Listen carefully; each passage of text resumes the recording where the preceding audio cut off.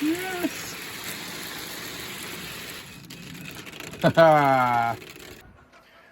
Excuse the chicken, but I want to add some details on how well actually everything worked and what changes we might have made since I filmed the build of it, because I would like to know that stuff as well.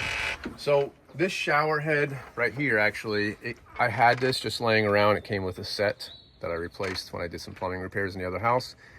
It's very cheap, not very good, but it worked, and it gave us about 3 to 4 minutes of shower time on one pressurized tank.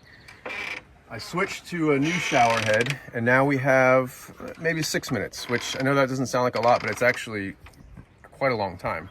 The water ratio we first tried was 2 gallons of room temperature water from the rainwater tanks, and then 1 gallon of boiling water from the tea kettle. So that works pretty good, but what we find is best in decent weather is like something around 105, 110 degrees, 3 gallons of that. If you can manage to do that, pour it in there, pump it up. And this tank, which I'll give you a link for after down in the description, this tank will only let me put in about 45 to 50 PSI before it relieves pressure. It doesn't like anything higher than that, but that's with 3 gallons of water. You might be able to get more or less pressure depending on how much water you put in, less or more. It will take more than 3 gallons, not much more. But we found that, I found at least, that 6 minutes or 5.5 minutes is perfect for me.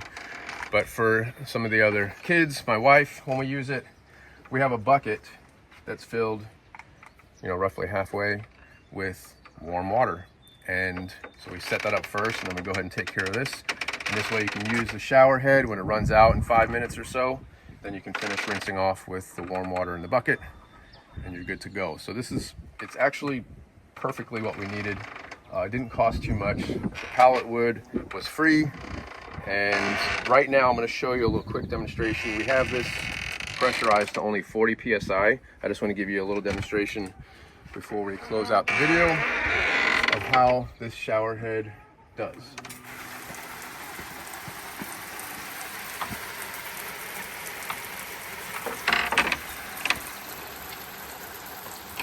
I want to add one more thing. So the next thing I'm going to do is I'm actually going to take the tank and I'm going to move it to the inside of the shower, because this way, if I still have water in there, even if it's just a gallon, but I ran out of pressure, I can repressurize it, finish my shower.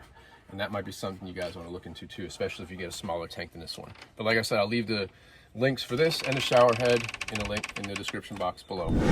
Thanks for watching.